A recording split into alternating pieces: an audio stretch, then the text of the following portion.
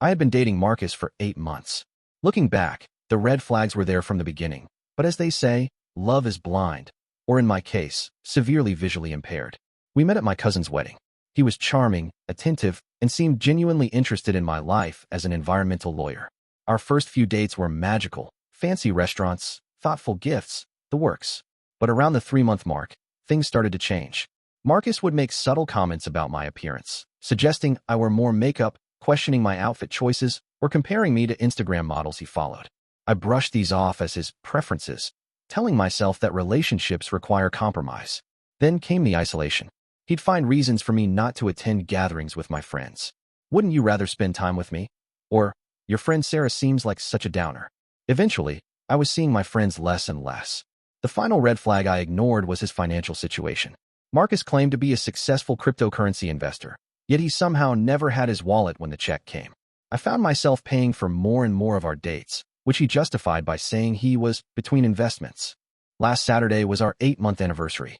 Marcus suggested we celebrate at Verona, an upscale Italian restaurant downtown.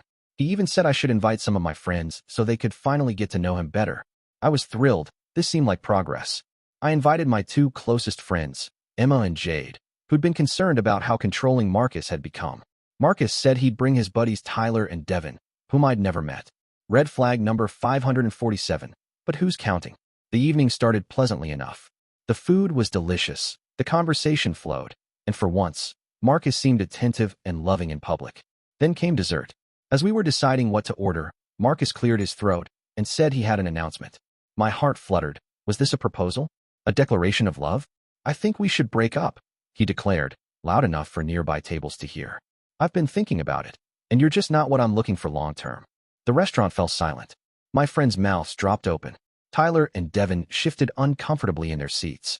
You're not exactly model material, Marcus continued, emboldened by the silence. And let's be honest, your personality doesn't make up for it. He stood up, threw his napkin on the table, and added the final blow. A girl like you should be grateful I even dated you. As Marcus and his friends walked out, the waiter approached with a check for $437.82. Marcus had ordered the most expensive wine and multiple courses. Instead of crying, I smiled. Then I calmly requested the check and paid it in full, leaving a generous tip for the waiter who had witnessed my humiliation. My friends were ready to storm after him, but I held them back. Just wait, I said. This isn't over. What Marcus didn't know was that I had information that would change everything. Information I was now free to use. After the restaurant disaster, Emma and Jade came back to my apartment. They were fuming, plotting elaborate revenge schemes involving his car paint and superglue. I appreciated their loyalty, but I had something more effective in mind. Remember how I told you Marcus is a cryptocurrency investor? I asked them, making air quotes. Well, that's not entirely accurate. 2 months into our relationship, Marcus had asked me to look over some investment documents because of my legal background. What I discovered was that he was running a small-scale Ponzi scheme, convincing friends and family to invest in a non-existent cryptocurrency called Nexus Coin. He'd pay early investors with money from new investors, all while pocketing a significant portion. I confronted him immediately. He broke down, claiming he was just trying to get enough capital to make a legitimate investment. He promised to return everyone's money and shut it down. Like a fool, I believed him and kept his secret. I've been monitoring his bank accounts, I admitted to my friends. He never shut it down. In fact, he expanded it. Emma's eyes widened. And you have proof? Screenshots, documents, email trails, recorded phone conversations where he admits everything. I'm a lawyer, remember? I document everything. Jade looked concerned. Why didn't you report him? I sighed. Because I loved him. And I stupidly thought he'd change. I pulled out my laptop.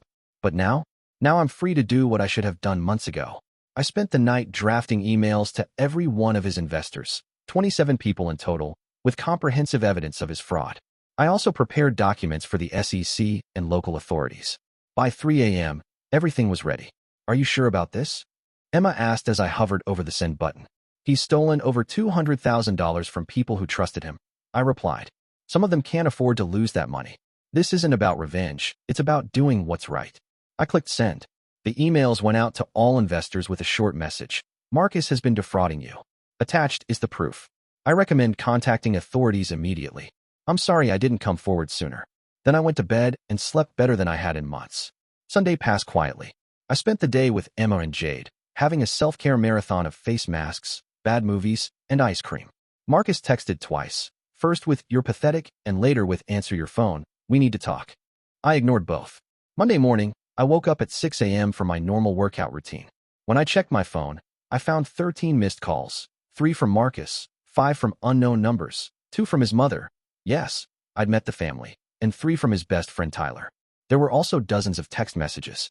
Most were from Marcus, evolving from rage, "How could you do this to me?" to panic, "Please call me back, I need your help," to desperation, "I'll say I'm sorry in front of the whole restaurant if you want." One text from Tyler stood out. "Did you know his parents remortgaged their house to invest in his business? They're devastated." I hadn't known that, and it made me sick to my stomach. But it confirmed I'd made the right choice. As I was reading through the messages, my phone rang again. It was a number I didn't recognize. I hesitated, then answered. "Hello, is this Ms. Jennifer Parker?" a formal voice asked. "Yes, speaking. This is Detective Ramirez with the Financial Crimes Unit. We've received multiple complaints about Marcus Woodward, and your name has come up as a potential witness. We'd like to speak with you about what you know." "I'd be happy to help, Detective," I replied, professional mode kicking in instantly. "When would you like to meet?" We arranged an interview for that afternoon at the police station. I called in to work, explaining I had a personal emergency, and spent the morning organizing all my evidence into a clear, chronological file. As I was leaving my apartment, I nearly collided with Marcus himself, who was pacing outside my door. "You ruined my life," he shouted, his face contorted with rage. His normally perfectly styled hair was disheveled, and his designer shirt was wrinkled as if he'd slept in it. "Why would you do this to me?"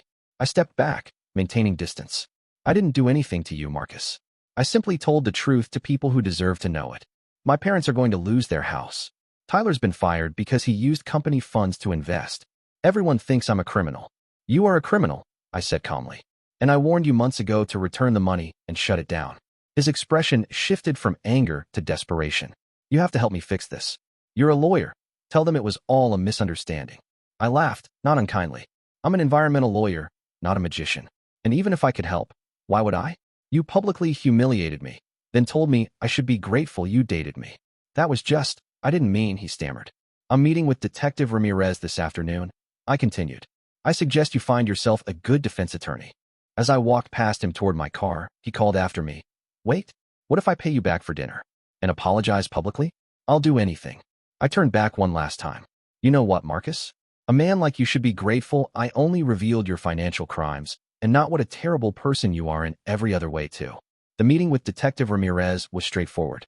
I provided my evidence, gave a statement, and answered all questions honestly, including why I hadn't come forward sooner. The detective was understanding but firm about the seriousness of Marcus's crimes. "Based on what we've gathered so far, he's looking at significant jail time," she explained. "The amount stolen exceeds $200,000, and the number of victims makes this a major case." By the time I left the police station, news had spread. My phone was flooding with messages from Marcus's victims, thanking me for exposing the truth.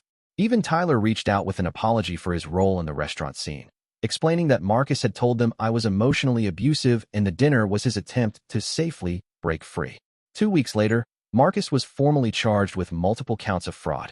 He accepted a plea deal to avoid a longer sentence, but still faced 5 years in prison and orders to pay full restitution to his victims. His parents didn't lose their house thanks to a victims advocacy program that helped them restructure their debt. Tyler found a new job after cooperating with the investigation, and most of the investors would eventually recover their money through the restitution process, though it would take time. As for me, the restaurant where Marcus dumped me offered me a free dinner for me and my friends as an apology for not stepping in during the incident. The manager told me several patrons had complained about Marcus's behavior that night.